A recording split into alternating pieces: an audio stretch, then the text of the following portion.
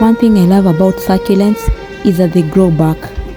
All they need is a good environment, a nice container, but they'll grow back, however big, however trouble past they are.